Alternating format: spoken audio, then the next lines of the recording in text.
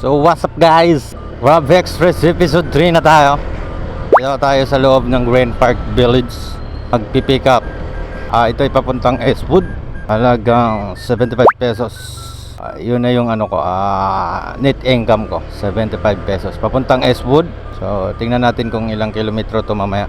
Sa tingin nyo, worth it ba ang 75 galing dito sa Green Park hanggang sa Eastwood? Guys, sa tingin nyo, worth it ba?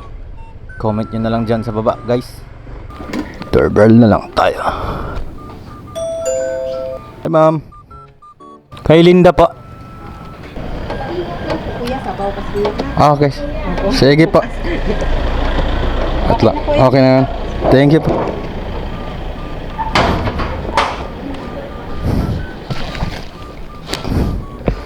Siyempre,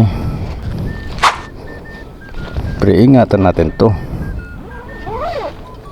Kasi kung pag nasira yan, sagutin ko yan di ba?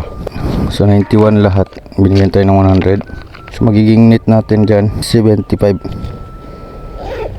So mayroon tayong 3.2 km sa halagang 75. Tama ako o hindi? 3.2 km net income ko yon. Kasi ang babayaran ni customer is 91. Bayad siya ng 91, ginawang 100. And then yung magiging net income ko doon is 75 pesos. Worth it ba? Comment down below. Let's go. So andito na tayo sa Eastwood. So around 500 meters na lang, makakarating na tayo sa ating destination. Lasing talaga ata to. Kanina pa to eh.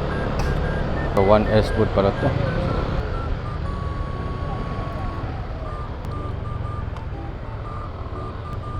Hello sir, nandito na ako sa 1 Eastwood sir.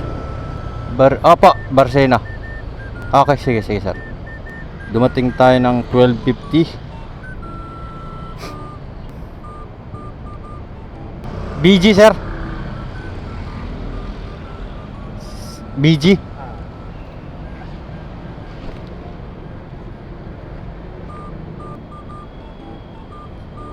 Thank you sir.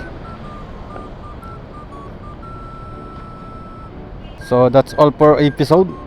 So thank you ulit sa mga manunood. Let's bye bye.